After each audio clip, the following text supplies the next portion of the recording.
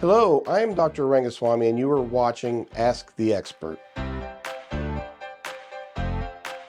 So, Alzheimer's dementia is a specific type of dementia. There are a variety of dementias out there, somewhat in a basket, like Parkinson's dementia, Lewy body dementia, and then Alzheimer's, of course, falls within that basket of diagnoses, but it is separate and distinct from other forms of dementia.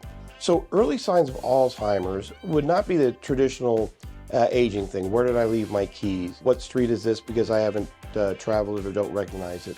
They tend to things more that the patient should be familiar with, like forgetting family members' names or faces, or even objects, forgetting how to identify an object. A lot of times early in Alzheimer's dementia, you'll see the patient becoming increasingly frustrated that they're unable to identify and effectively communicate the thoughts they want to communicate. Other signs of early dementia can be some paranoid or delusional thinking, where the patient will become fixated on, as an example, a narrative, and despite being disproven or proven, the patient's belief in that delusion persists toward the early stages of dementia.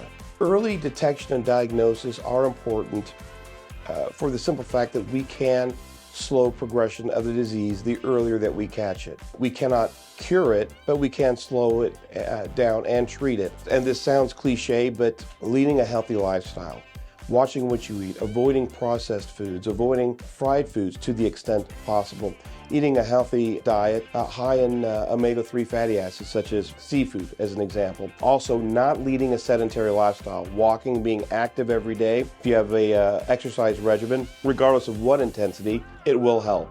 It will help in preventing, potentially, the development of rapidly progressive Alzheimer's dementia. One of the more challenging situations with respect to Alzheimer's dementia is how does one approach a loved one about the possibility of attempting to establish a diagnosis, or at least checking for the possibility of Alzheimer's dementia as a diagnosis. Oftentimes the family member will instinctively become defensive, which is a very human thing to do. So it is best when these types of things are discussed that it's in a low stress or low pressure environment, preferably an environment the patient is comfortable with, and it should be approached in a very both caring and compassionate way, such as framing reasons for testing, say, figure out why we're forgetting so much, or are there things that we can do to make your life easier or better and help you with your activities of daily living? If there are things we can do, let's go explore them and see how that goes. A North Shore provider can look at multiple points to determine whether or not further investigation of a diagnosis of Alzheimer's is actually warranted. Part of this is taking a thorough